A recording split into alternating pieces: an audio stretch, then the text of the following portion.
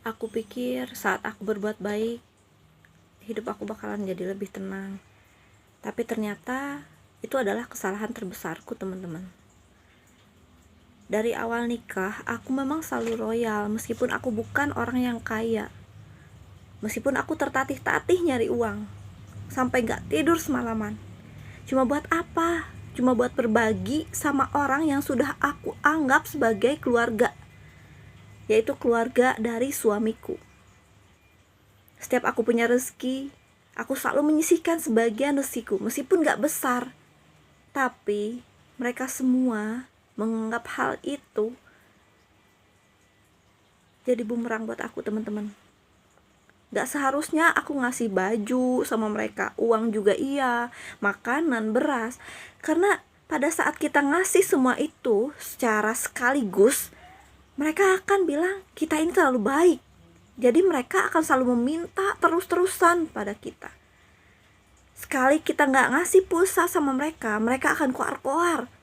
Beberapa puluh tahun yang lalu saya dibilang gila, saya dibilang pelit, saya dibilang hidupnya gak berkah, karena adik ipar saya sekali gak dikasih pulsa. Biasanya minta terus-terusan, sekalinya gak dikasih udah marah-marah.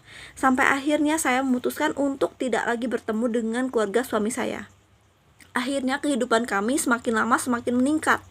Saya semakin bersyukur sama Allah, karena alhamdulillah rezeki kami semakin banyak. Bukan sama mertua aja, sama siapapun itu. Kalau misalnya saya ada, insya Allah saya berbagi. Tapi saya orangnya gak ingin diminta, karena pada saat orang lain meminta, belum tentu saya ada. Tapi pada saat saya berbagi dengan keinginan saya, berarti saya sedang ada, sedang punya uang gitu kan. Bukan berarti kalau kita tuh berbagi, sehari ini kita berbagi, kita ngasih beras, kita ngasih uang, kita ngasih baju dalam satu waktu sekalipun, besoknya orang lain boleh datang ke rumah kita dan meminta uang atau meminjam uang secara paksa kepada kita. Bukan berarti kayak gitu ya, teman-teman. Aku sangat lelah banget selama ini menjalani kehidupan rumah tanggaku, dan suamiku bilang itu adalah hal yang wajar. Kemarin malam mertuaku sini, katanya mau pinjem uang 2 juta. Mama mertua bilang dia hampir meninggal, katanya tolong nyawa mama, karena ada yang mengguna-guna mama, katanya orang manalah gak ngerti gitu. Dan dia minta uang 2 juta, mau pinjem katanya uang 2 juta biar dia itu selamat nyawanya, katanya gitu kan. Dalam hati saya, kalau misalnya beneran ada guna-guna kayak gitu, lebih baik sholat, kulhu, falak, binas, udah gitu kan, lebih baik baca Al-Baqarah sekuat-kuatnya, daripada kita pergi ke orang pinter, ngasih syarat uang 2 juta, dan gak ada uang 2 juta pinjam kesana kesini. Kalau menurut saya kayak gitu, teman-teman. Tapi apa, saya kan emang selalu salah selama ini. Ternyata setelah saya berantem sama suami saya, dia datang malam-malam itu ke rumah mertua saya ingin cerai pada saat itu, teman-teman. Dan ternyata mama mertua saya di rekaman tidak seperti pada saat dia datang ke rumah saya menangis, merintih, dan suaranya tuh seperti orang yang sakit pada saat datang ke rumah saya. Pada saat suami saya, dia datang ke rumah saya maghrib. Pada saat suami saya datang ke sana, saya ingin meminta mereka tidak mengganggu saya lagi. Cukup saya yang datang ke rumah mertua saya, ke rumah keluarga suami saya, pada saat saya ada uang, pada saat saya sudah banyak memberikan gitu kan, udah banyak nabung gitu, udah banyak beli beras, udah banyak beli baju, semuanya kebagian, barulah saya yang akan ke rumah mertua saya gitu kan. Jangan pas saya udah ngasih baju, udah ngasih uang, udah ngasih beras, mereka datang lagi ke sini. Itu yang membuat saya pusing setengah mati, teman-teman. Karena saya merasa terbebani.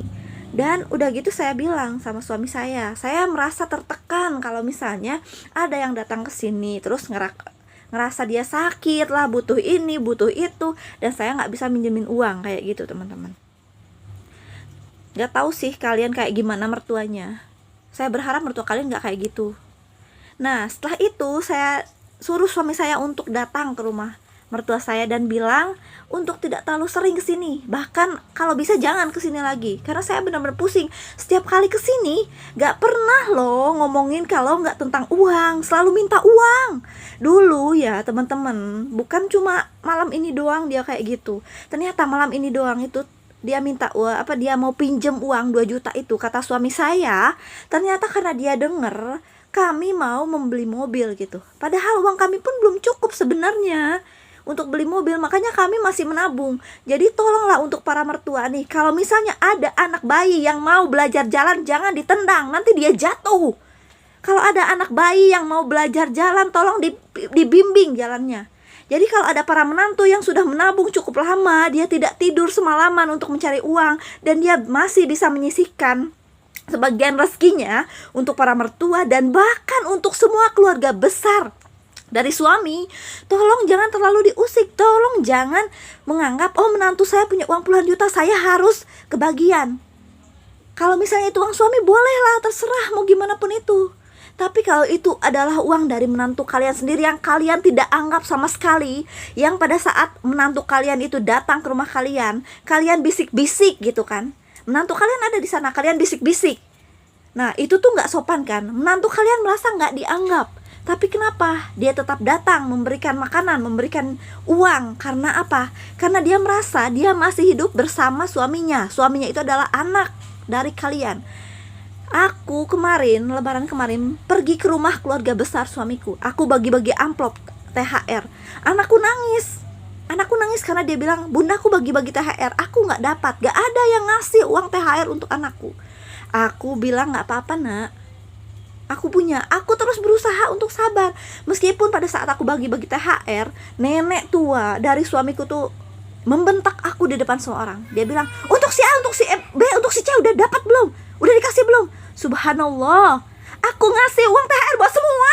Ya Allah, sedihnya aku gak tahu harus ngasih tahu siapa semua ini. Aku ngerasa kadang tertekan banget sama ini.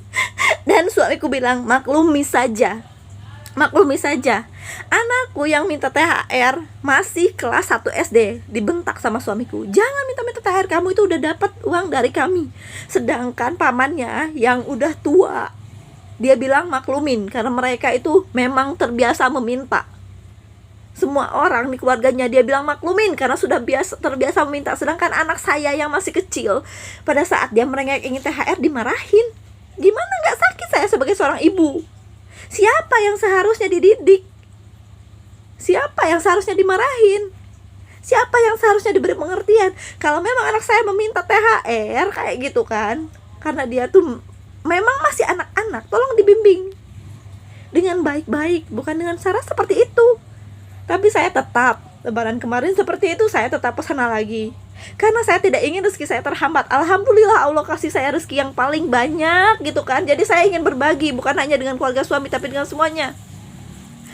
Tapi saya tidak suka kalau terus-terusan dirongrong. Ternyata dia kesini mau pinjam uang 2 juta karena dengar saya mau beli mobil. Kalau dengar menantunya lebih banyak uang, tetap lebih ngerongrong gitu. Padahal saya nggak dianggap. Saya sekali nggak ngasih pulsa, itu di Facebook itu semuanya ramai, menantu, ipar semuanya bilang apa? Saya hidupnya nggak berkah.